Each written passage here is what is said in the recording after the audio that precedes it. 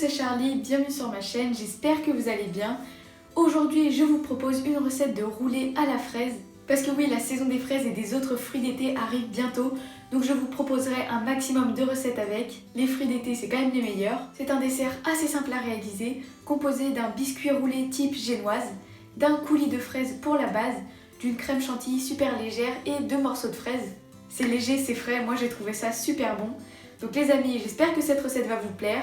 Et moi je vous laisse avec les ingrédients et la suite en vidéo.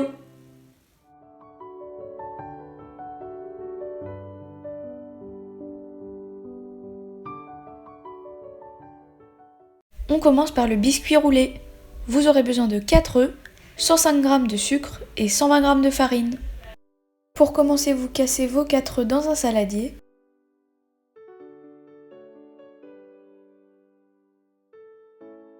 Vous ajoutez le sucre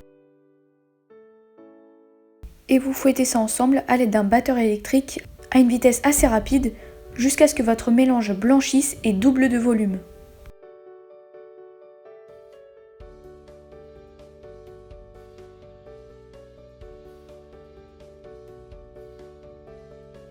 Quand vous avez l'impression que c'est bon et que votre mélange est similaire au mien, vous pouvez vous arrêter de fouetter, puis vous allez venir tamiser la farine sur votre préparation.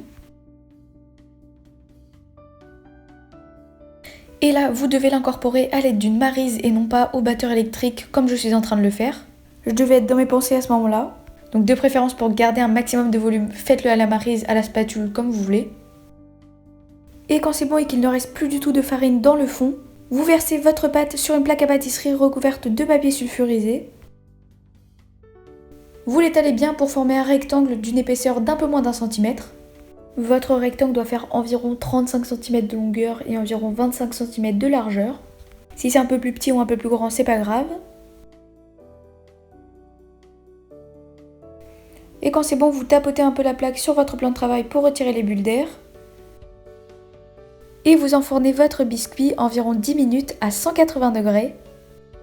À la fin des 10 minutes, vous vérifiez qu'il est bien cuit car la cuisson peut changer selon les fours. Vous le laissez refroidir avant de le retirer de la plaque. Puis vous le retournez sur un torchon propre et vous décollez délicatement le papier sulfurisé de votre biscuit.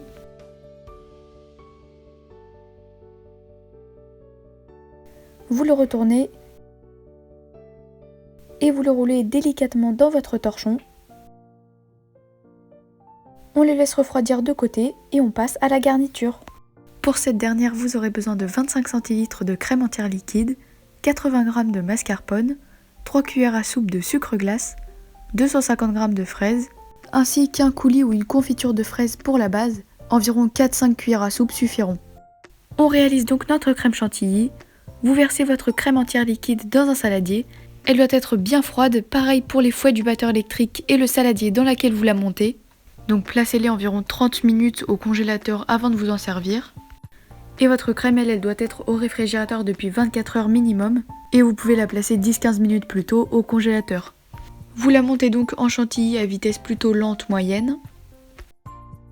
Quand elle commence à être ferme et que vos fouets laissent déjà des marques dans votre crème, vous ajoutez le mascarpone et vous continuez de fouetter pour l'incorporer.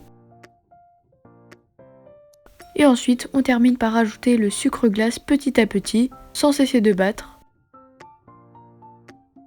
Et une fois tout votre sucre glace ajouté, vous fouettez encore un petit peu, et vous vous arrêtez quand votre crème a obtenu la bonne consistance, c'est-à-dire à la fois ferme et onctueuse. Ensuite, vous prenez vos fraises que vous avez rincées, et une planche, et vous les découpez soit en petits cubes, soit en fines rondelles, pour qu'elles puissent facilement s'enfoncer dans la crème, et ainsi faciliter le roulage de votre gâteau. N'oubliez pas les amis, vous retrouverez la liste de tous les ingrédients nécessaires pour la recette ainsi que leur quantité dans la barre d'infos de la vidéo. Quand c'est bon, vous mettez vos fraises de côté, gardez-en quand même quelques-unes entières pour la décoration. Et ensuite vous reprenez votre biscuit, vous le déroulez délicatement. Ensuite, à l'aide d'un pinceau, vous allez pouvoir l'imbiber de sirop de sucre de canne si vous en avez. Sinon vous pouvez le faire vous-même, je vous mettrai la recette dans la barre d'infos. C'est quand même mieux parce que ça évite que votre biscuit ne sèche. Vous en mettez bien partout. Et ensuite vous prenez votre coulis ou votre confiture de fraises. Et là pareil, vous en étalez sur tout le biscuit. Vous pouvez vous aider d'une cuillère à soupe. Une fois que toute votre génoise en est recouverte, vous prenez votre crème chantilly et vous la versez dessus en l'étalant délicatement avec une maryse. Si vous avez l'impression que vous en avez trop, ne mettez pas tout, ça sert à rien qu'après ça déborde de partout. Puis pour terminer, vous allez disposer vos rondelles de fraises partout dans la crème en les enfonçant délicatement. Vous pouvez en mettre partout. De toute façon, il y en aura bien quelques-unes qui dépasseront et que vous devrez enlever, mais c'est pas grave. Et quand c'est bon, toujours avec le papier sulfurisé en dessous de votre biscuit, vous commencez à rouler tout ça délicatement, en serrant bien. Donc vous voyez, ça pousse la crème et les fraises vers l'extérieur. Donc quand vous avez terminé de rouler, vous retirez toute la garniture qui a dépassé. Pour faire plus propre, soit vous découpez les extrémités, soit comme moi, vous rajoutez un petit peu de crème et vous lissez bien. Et pour terminer, vous pouvez décorer votre roulé, donc en déposant par exemple des quartiers de fraises et des fraises entières.